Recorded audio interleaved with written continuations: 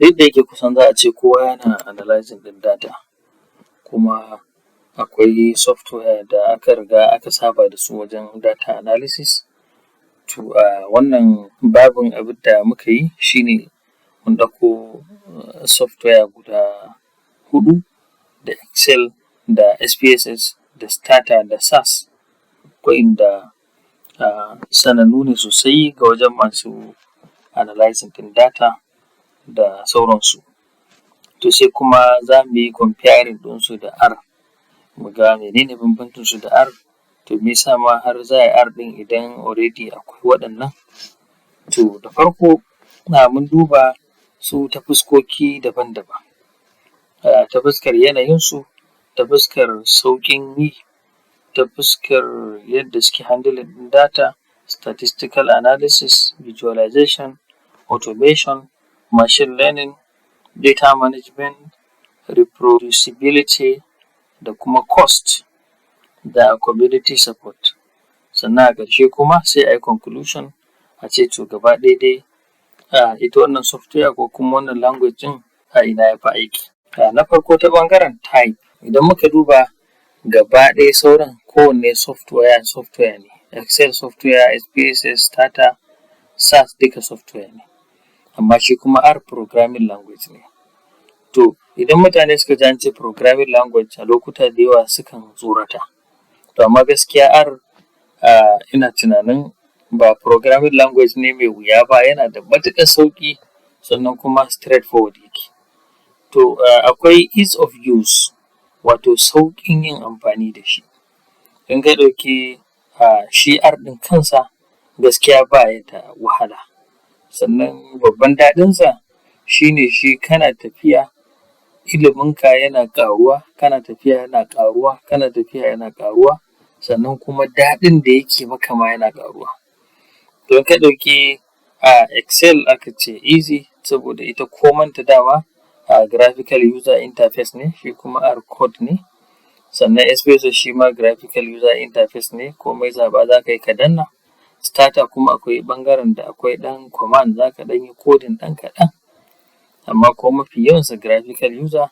Sannan kuma shi kuma SAS yana ɗan wahala, yana da syntax masu ɗan wahala kaɗan. Sannan ta ɓangaren data handling sai aka ce shi R is excellent for large data set, wato in data tana da girma to R zaɓi ne mai kyau compared to sauran software, haka ma kuma Python. To amma kaga kamar Excel da aka ce limited, SPSS good but slower for big data. Shi kuma Stata good for structured data set. A baya mun yi magana akan structured data da kuma non-structured data da semi-structured data. To shi Stata na structured data ne kawai, shi kuma SAS shi ma is good for large data set. Ɓangaren statistical analysis a nan kan dama R shi uwa ne kuma uba ne, sai aka ce R shi advanced ne kuma highly customizable. Kusan kawai duk abin da kake so ka yi a statistical data analysis sai dai in babu shi kawai, amma R zai maka. Excel basic, SPSS extensive, amma ba a ce advanced kamar yadda ake cewa R ba. Shi ma Stata extensive, shi ma SAS extensive. Sannan ta ɓangaren visualization aka ce excellent R, sannan Excel limited, SPSS shi is very bad for visualization, is very basic. Sannan Stata good, SAS ma good. To wani abin da ya kamata mutane su sani game da visualization, duk yadda ka haɗa datar ka, no matter how much effort ka sa wajen haɗa datan nan da sauransu, idan ba a yi visualization ɗinsa mai kyau ba to ya zama aikin banza. Kamar gida ne a yi gininsa mai kyau amma kuma bai samu finishing mai kyau ba. To ta ɓangaren automation, menene automation? Automation kuma shi ne yin abu ba tare da ka sa kowane effort ba. Misali kana zaune a riƙa maka analyzing ɗin datar ka automatically, ko kana zaune a riƙa yi maka data collection automatically. Misali akwai system ɗin da na taɓa building wanda yake nemo information game da abin da ya shafi incident na tsaro a cikin ƙasa. Kuma ina zaune yana nemo wannan information ɗin daki yana kawo min, kuma da R na yi shi automatically yake yi. Unlike a ce ko sai ka je ka yi ta searching a ko ina ka buɗe nan ka yi kaza, ka buɗe nan ka yi kai saving, ka buɗe nan ka yi kai saving. R ya baka dama kai wannan automation ɗin. Sannan Excel ma ana automation ta hanyar amfani da Power Query, amma kuma is limited. Kuma akwai Power Query yana automation, sannan kuma BVA macros ma yana automating yadda zai mai da wasu abubuwa suna yi automatically. SPSS automation limited, starter automation ɗinsa shi ma is limited based on script ɗinsa ne kuma ba su da yawa. Sannan SAS kuma yana da advanced automation saboda yana da SAS macros. To amma gaba ɗayansu babu wanda gaskiya ya kai na R ɗin. Sannan ta ɓangaren machine learning, R is excellent. Excel very limited saboda yanzu akwai add-ons wanda ake jona da Excel, ana abubuwa na machine learning sosai. SPSS is poor, starter very limited, SAS kuma good, za a iya wannan machine learning da shi. Sai data management ma ba wanda ya kai R da kuma starter. Gaskiya SPSS ba da daɗi wajen manipulating ɗin data, galibi mutane sun fiya Excel sai su importing ɗinsa zuwa SPSS. Kuma shi kansa na Excel ɗin compared to R is basic. Sai kuma reproducibility, excellent ɓangaren R, poor Excel, SPSS moderate, starter good, SAS ma excellent. To sai kuma cost, da abin da ya fi kowanne muhimmanci ni a wajena. R gaba ɗayansa free ne, open source.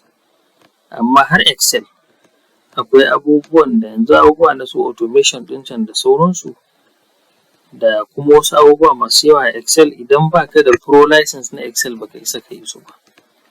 To sannan SPSS shi ma saya ake, starter saya ake, SAS shi ma saya ake kuma yana da matuƙar tsada.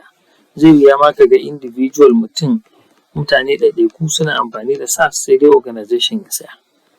To sai kuma wani abu mai ƙarin muhimmanci sosai, duk lokacin da ta rikice ma kuma kake zaune kai kaɗai, wa zai taimaka ma? Shi ne community support. Community support ɗin nan, R yana da babban community support wanda kusan duk abin da kake so in ka je kai tambaya jira mintuna, awa, kai zai wuya ya kwana baka samu amsa ba. Kana shiga ma da abin da zaka tambaya kila ma za a ga wani ya tambaya an ba shi amsa 100 kuma kana gwadawa taimaka. Excel shi ma yana da babban community saboda Excel babu wani data management tool a duniya da ake amfani da shi kamar Excel. Wanda haka shi ma community ɗinsa is large. Amma abin da ya sa bai kai na R ba, saboda shi R open source ne, kusan kowa yana jin cewa yana da hannu a ciki. Shi kuma Excel akwai masu shi na Microsoft ne. SPSS community support ɗinsu ba sosai ba gaskiya, starter ma haka, na SAS kuma saboda ƙarancin masu amfani da shi, don haka kuma akwai ƙarancin masu ba da taimako ga wanda ya nema. To gaba ɗaya idan aka dunkule aka ture, ina aka fi menene amfanin waɗannan, ko kuma ina ne suka fi kyau idan za a amfani da su. Duk lokacin da mutum yake son advanced analysis ko ya rika aiki da research ƙanana ko manya-manya ko data science ko prediction, to yi amfani da R. Idan mutum yana son basic data analysis and reporting, ya fidda result ɗinsa da 'yan chart ɗinsa, ya yi amfani da Excel. Idan kuma mutum social sciences ne research area ɗinsa, kuma sannan babu qualitative data da yawa, to yi amfani da SPSS. Starter kuma harkan da ya shafi economics da kuma health research, shi kuma SAS enterprise level analytics, shi ma kusan kamar R amma bai kama kafar R ba.